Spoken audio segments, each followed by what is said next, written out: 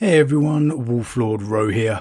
Before I begin today, a big thank you to my favourite Slaneshi for the virtual gift voucher. And that's as far as I'm going with that one. Big thank you my friend for the support, I really appreciate it. Thank you. But on to today.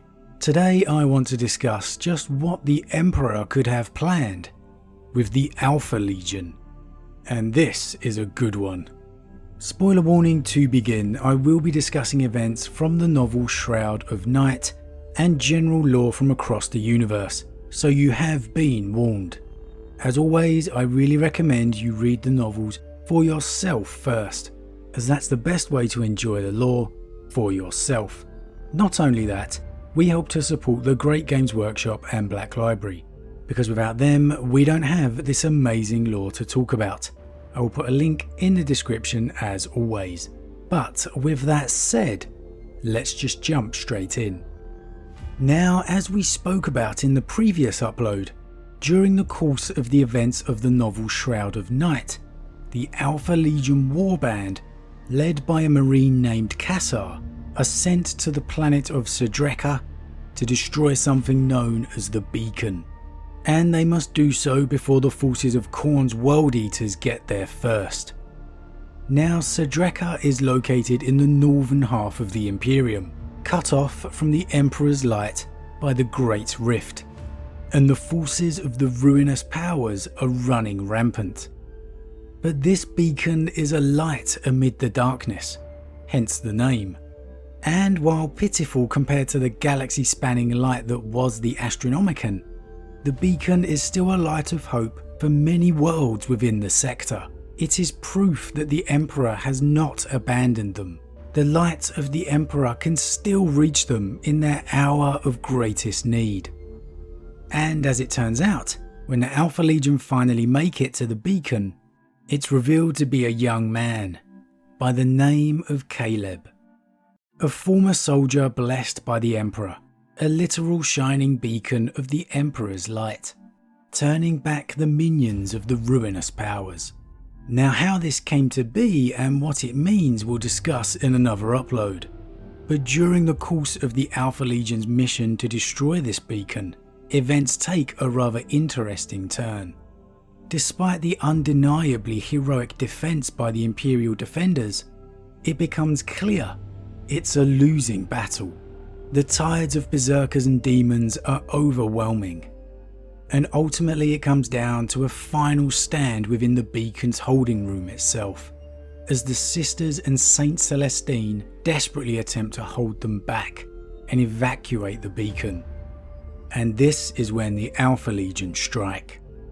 Using the distraction, they now plan to steal the beacon and use it as a means to escape the world alive. And they are actually helped in doing this by Saint Celestine herself, who goes toe to toe with Khan the Betrayer to allow the Alpha Legion warband to escape, having been told of all of these events in a vision from the Emperor himself. Now this to me was huge, the Emperor choosing to let the beacon fall into Alpha Legion hands. Sure, it makes a cool moment in a single story, but if we look at the wider possibilities and story potential, this could be big.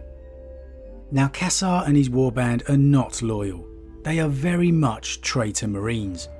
However, they certainly haven't fallen as far as the other traitor legions. They are on the lookout for themselves, and themselves alone. And there's an interesting dynamic at play within the group regarding the gifts of the Dark Gods. Some see them as a gift, others as a curse. But as with all traitors, the corruption has already come to a few of them, wanted or not. So why would the Emperor see his beacon in the hands of the Alpha Legion? Well look, I am not one to say the Alpha Legion were always loyal. Honestly, the whole listening to Xenos and betraying the Emperor for the ultimate victory is not my favourite moment within the lore. Let's just put it that way. However, while Alfaria certainly aided Horus before his death at the hands of Rogul Dawn, Omegon was actually secretly acting against his twin brother, meaning quite possibly remaining loyal to the Emperor. So wouldn't it be quite something if somehow, some way, Cassar and his warband were merely a method of transport to get the Emperor's beacon into the hands of a returning Omegon, a loyal Omegon. Amidst the chaos and darkness of across the Great Rift, a Primarch now stands as a light against the darkness, a symbol of everything the Emperor intended him to be. Man, what a redemption arc that would be for the Alpha Legion.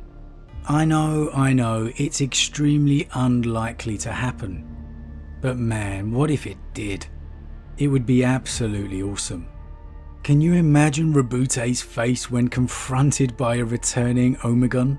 Or as far as he's concerned, Alfarius, and he's supported by the Emperor? Man, I would love to see that. The shock and confusion on Rabute's face. Would he even believe it? Would he assume it's some form of chaos trick? And would he believe that this is not Alfarius, but a secret twin brother? Man, the possibilities are endless. How would Dante react, the current warden of the Imperium Nihilus?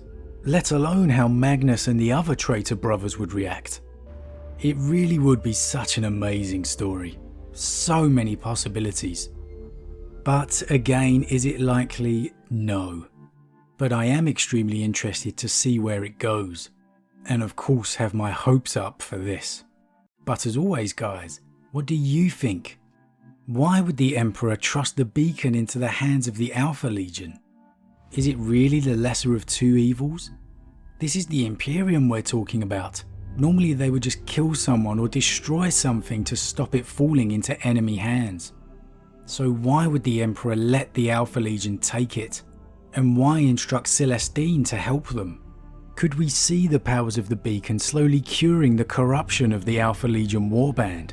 Could they slowly begin to see the Emperor's light once more? Would you like to see an Omegon redemption story? Omegon has been teased in several stories now, if just by name alone. As always, drop your thoughts in the comments below, I love to read them. A huge thank you to all my subscribers, your support really means a lot to me, it truly does. And if you're new, please consider subscribing to help the channel grow. If you enjoyed this particular vid, then why not drop a like on it too. But with that said, I am off, and I'll see you all again real soon. And remember, I am Alfarius.